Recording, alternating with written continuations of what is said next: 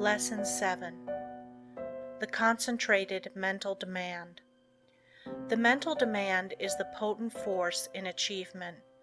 The attitude of the mind affects the expression of the face, determines action, changes our physical condition, and regulates our lives. I will not here attempt to explain the silent force that achieves results. You want to develop your mental power so you can effect the things sought, and that is what I want to teach you. There is wonderful power and possibility in the concentrated mental demand. This, like all other forces, is controlled by laws. It can, like other forces, be wonderfully increased by consecutive, systemized effort. The mental demand must be directed by every power of the mind, and every possible element should be used to make the demand materialize. You can so intently desire a thing that you can exclude all distracting thoughts. When you practice this singleness of concentration until you attain the end sought, you have developed a will capable of accomplishing whatever you wish. As long as you can only do the ordinary things, you will be counted in the mass of mediocrity. But just as quick as you surpass others by even comparatively small measure, you are classed as one of life's successes.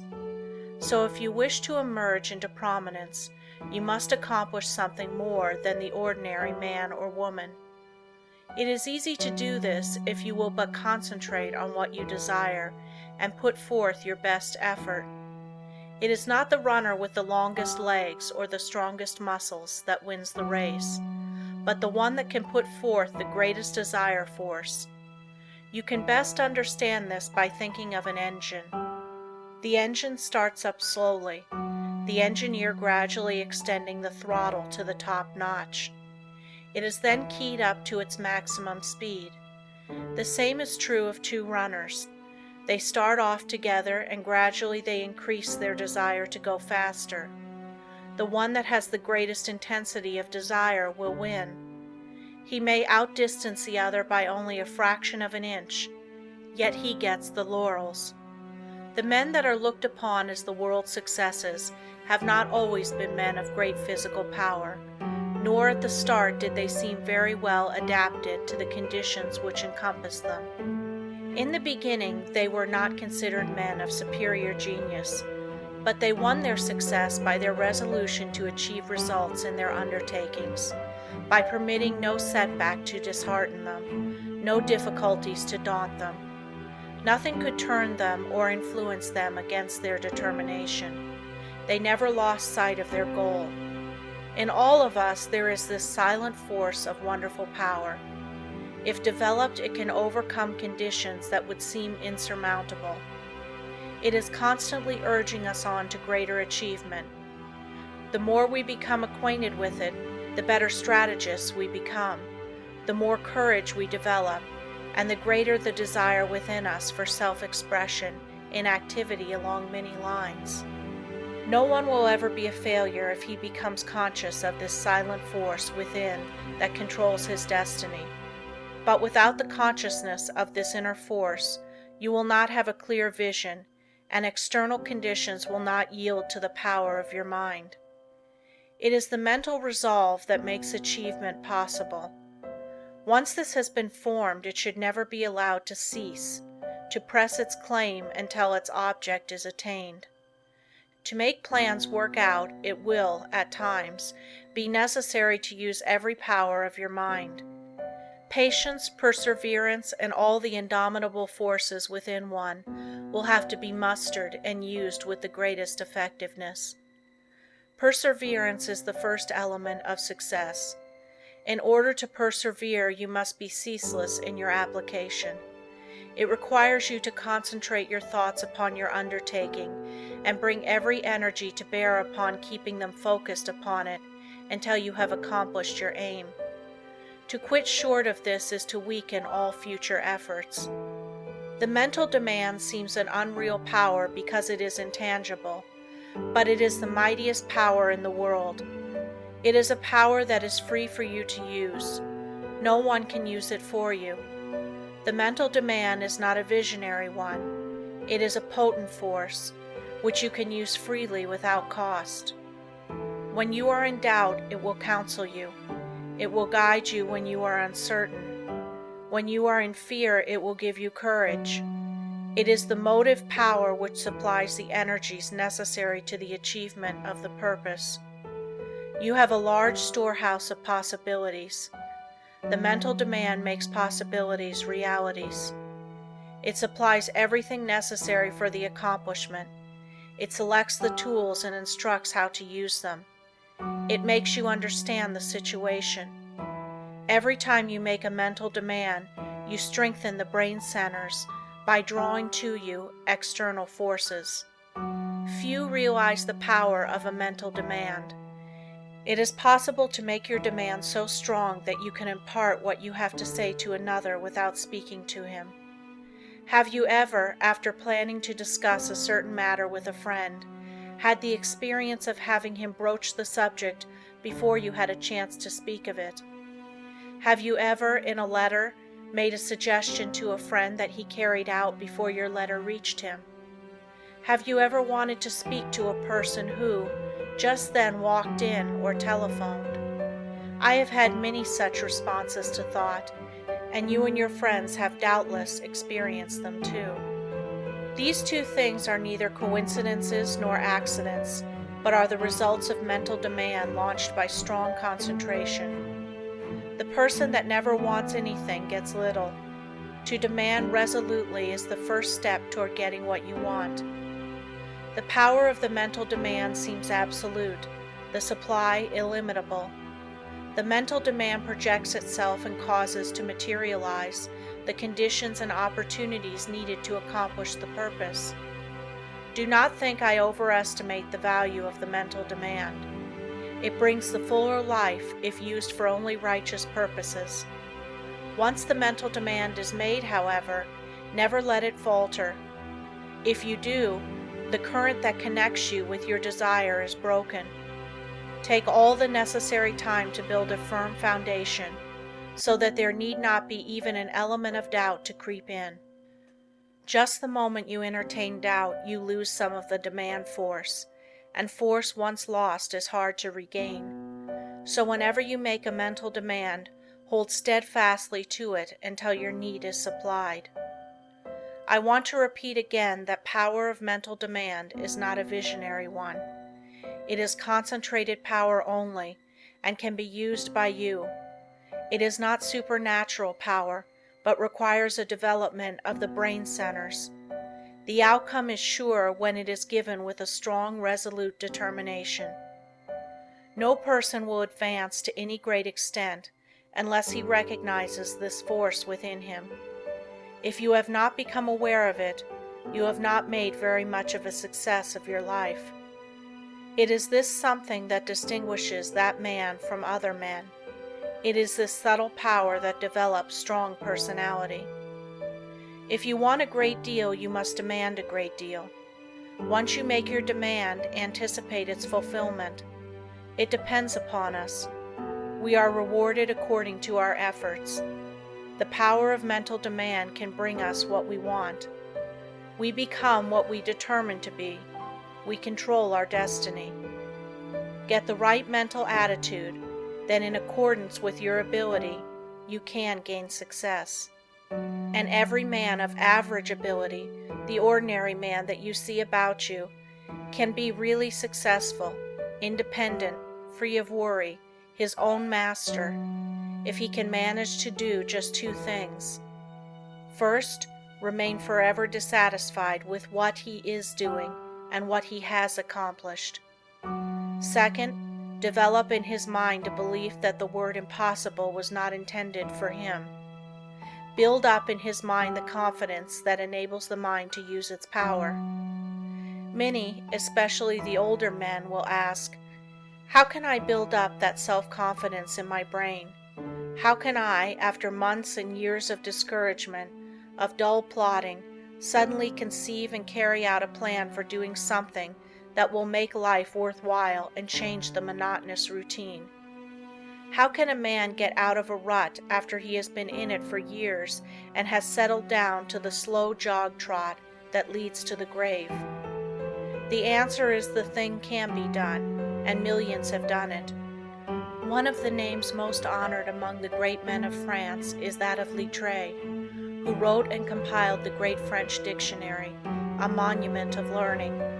He is the man whose place among the 40 immortals of France was taken by the great Pasteur when the latter was elected to the Academy. Littre began the work that makes him famous when he was more than 60 years old. Lesson 8. Concentration gives mental poise. You will find that the man that concentrates is well poised, whereas the man that allows his mind to wander is easily upset. When in this state, wisdom does not pass from the subconscious storehouse into the consciousness. There must be mental quiet before the two consciousnesses can work in harmony. When you are able to concentrate, you have peace of mind. If you are in the habit of losing your poise, form the habit of reading literature that has a quieting power. Just the second you feel your poise slipping, say, "Peace," and then hold this thought in mind, and you will never lose your self-control. There cannot be perfect concentration until there is peace of mind. So keep thinking peace, acting peace, until you are at peace with all the world. For when once you have reached this state, there will be no trouble to concentrate on anything you wish. When you have peace of mind, you are not timid or anxious or fearful or rigid, and you will not allow any disturbing thought to influence you. You cast aside all fears and think of yourself as a spark of the divine being, as a manifestation of the one universal principle that fills all space and time. Think of yourself thus as a child of the infinite, possessing infinite possibilities. Write on a piece of paper, "I have the power to do and to be whatever I wish to do and be." Keep this mentally before you, and you will find the thought will be of great help to you. The mistake of concentrating on your business while away. In order to be successful today, you must concentrate, but don't become a slave to concentration and carry your business cares home. Just as sure as you do, you will be burning the life forces at both ends, and the fire will go out much sooner than was intended. Many men become so absorbed in their business that when they go to church they do not hear the preacher because their minds are on their business. If they go to the theater, they do not enjoy it because their business is on their minds. When they go to bed, they think about business instead of sleep and wonder why they don't sleep. This is the wrong kind of concentration and is dangerous. It is involuntary. When you are unable to get anything out of your mind, it becomes unwholesome, as any thought held continuously causes weariness of the flesh. It is a big mistake to let a thought rule you instead of ruling it. He who does not rule himself is not a success. If you cannot control your concentration, your health will suffer. So never become so absorbed with anything that you cannot lay it aside and take up another. This is self-control. Concentration is paying attention to a chosen thought. Everything that passes before the eye makes an impression on the subconscious mind. But unless you pay attention to some certain thing, you will not remember what you saw. For instance, if you walk down a busy street without seeing anything that attracted your particular attention, you could not recall anything you saw. So you see only what attracts your attention. If you work, you only see and remember what you think about. When you concentrate on something, it absorbs your whole thought. Self-study valuable. Everyone has some habits that can be overcome by concentration. We will say, for instance, you are in the habit of complaining or finding fault with yourself or others, or imagining that you do not possess the ability of others, or feeling that you are not as good as someone else, or that you cannot rely on yourself, or harboring any similar thoughts or thoughts of weakness. These should be cast aside, and instead thoughts of strength should be put in their place. Just remember, every time you think of yourself as being weak, in some way you are making yourself so by thinking you are. Our mental conditions make us what we are. Just watch yourself and see how much time you waste in worrying, fretting, and complaining. The more of it you do, the worse off you are. Just the minute you are aware of thinking a negative thought, immediately change to a positive one. If you start to think of failure, change to thinking of success. You have the germ of success within you. Care for it the same as the setting hen broods over the eggs, and you can make it a reality.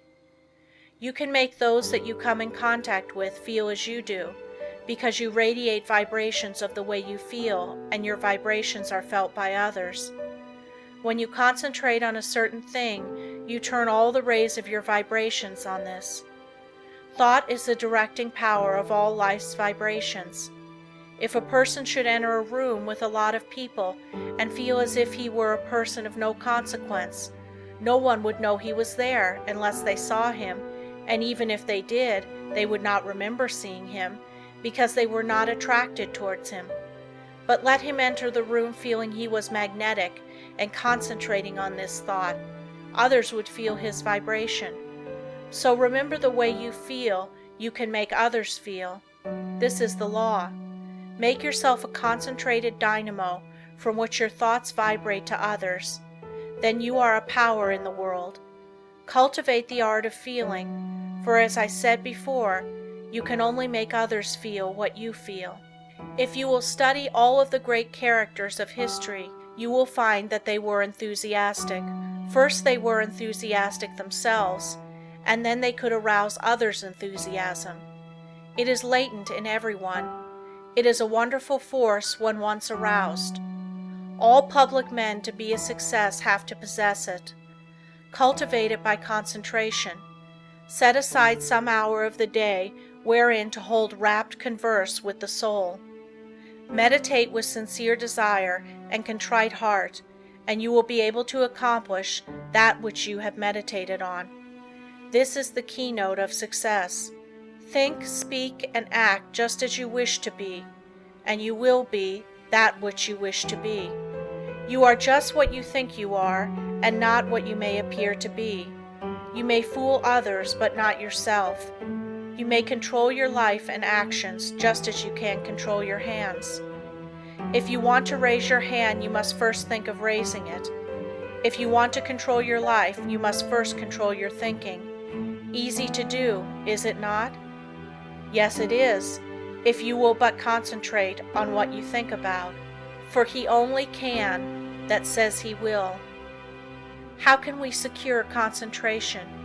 To this question, the first and last answer must be by interest and strong motive. The stronger the motive, the greater the concentration. Eustace Miller, M.D. The successful lives are the concentrated lives. The utterly helpless multitude that sooner or later have to be cared for by charity are those that were never able to concentrate, and who have become the victims of negative ideas. Train yourself so you will be able to concentrate your thought and develop your brain power and increase your mental energy, or you can be a slacker, a drifter, a quitter, or a sleeper. It all depends on how you concentrate or centralize your thoughts. Your thinking then becomes a fixed power, and you do not waste time thinking about something that would not be good for you. You pick out the thoughts that will be the means of bringing you what you desire, and they become a material reality. Whatever we create in the thought world will someday materialize. That is the law. Don't forget this. In the old days, men drifted without concentration, but this is a day of efficiency, and therefore all our efforts must be concentrated if we are to win any success worth the name. Why people often do not get what they concentrate on? Because they sit down in hopeless despair and expect it to come to them. But if they will just reach out for it with their biggest effort, they will find it is within their reach. No one limits us but ourselves. We are what we are today as the result of internal conditions. We can control the external conditions. They are subject to our will. Through our concentration we can attract what we want, because we become in rapport with the universal forces from which we can get what we want. You have watched races, no doubt. They all line up together. Each has his mind set on getting to the goal before the others. This is one kind of concentration. A man starts to think on a certain subject. He has all kinds of thoughts come to him, but by concentration he shuts out all these but the one he has chosen. Concentration is just a case of willing to do a certain thing and doing it. If you want to accomplish anything first, put yourself in a concentrating, reposeful, receptive, acquiring frame of mind. In tackling unfamiliar work, make haste slowly and deliberately, and then you will secure that interior activity which is never possible when you are in a hurry or under a strain. When you think hard or try to hurry results too quickly, you generally shut off the interior flow of thoughts and ideas. You have often, no doubt, tried hard to think of something but could not, but just as soon as you stopped trying to think of it, it came to you. End of Lesson 8.